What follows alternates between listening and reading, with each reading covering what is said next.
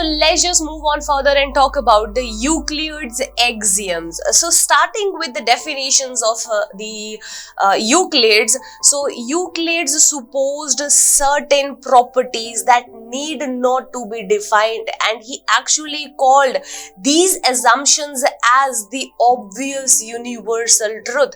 And then he further divided these obvious universal truth into two parts, which is nothing but called as the axioms and the postulates. So let's just start talking about the postulates. So Euclids used the term postulate for the assumption that was specific to geometry. He used the term postulate for the assumptions that were really very specific to the geometry, while talking about the axioms, which is also called as the common notion. The common notion and the axioms, it is one of the same thing. These were the assumptions which are used throughout the mathematics. Axioms are used throughout the mathematics, but they are not specifically linked to the geometry at all. So always remember that the postulates are specific to geometry, but the axioms, they are used throughout the mathematics and they are not specifically linked to geometry. So let's just see some of the Euclid's axioms. So the very first Euclid axiom is things which are equal to the same things are equal to one another. The second axiom of Euclid is if equals are added to equals, the wholes are equal. The third one is if equals are subtracted from equals, the remainders are equal. The next one is things which coincide with one another are equal to one another.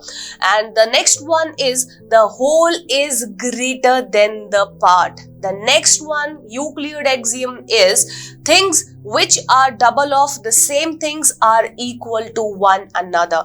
The next one states that things which are halves of the same things are equal to one another. So these are some of the Euclid's axioms, and there is a specific note that these common notion refer to the magnitudes of some kind. So let us suppose if I'm talking about the very first common notion of Euclid, which can also be applied on the plane figure as, let us suppose if I'm taking the axiom as things which are equal to the same things are equal to one another. We can apply this particular axiom on the plane figures. Let us suppose if I'm taking a triangle over here and I'm saying that a triangle area is equal to the area of a rectangle.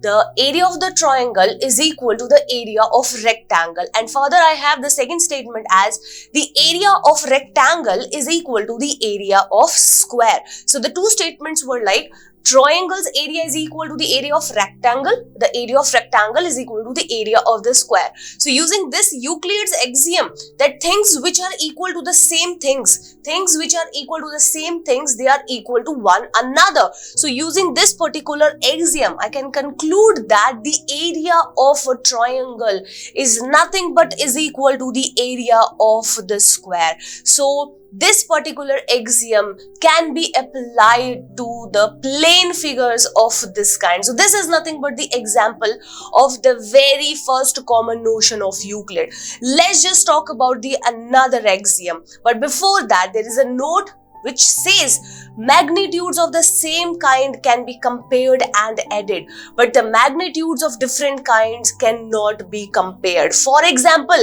I cannot compare a line with a rectangle or a rectangle with a line. So always remember that the magnitudes of same kind can be compared, but the magnitudes of different kind, they cannot be compared at all, because you cannot compare a line with a rectangle. Now let's just talk about the axiom which says that things which coincide with one another, they are equal to one another. So if we are talking about things which coincide with one another, they are equal to one another, the meaning of this particular axiom is just same as that of everything equal itself. So in other words, we can also define this particular common notion as everything equal to itself. And further, it is nothing but the justification of principle of superposition, because we are talking about the things which coincide with each other, means are lying on one another. So it is just nothing but a justification for the principle of superposition. Now let's just talk about the next axiom, which says that the whole is greater than part. The whole is greater than part. So let us suppose if I'm talking about a quantity B, which is actually less than the quantity A, which is actually less than the quantity A, and it is a part of the quantity A. So let us suppose I have a quantity B, which is actually a part of the quantity A.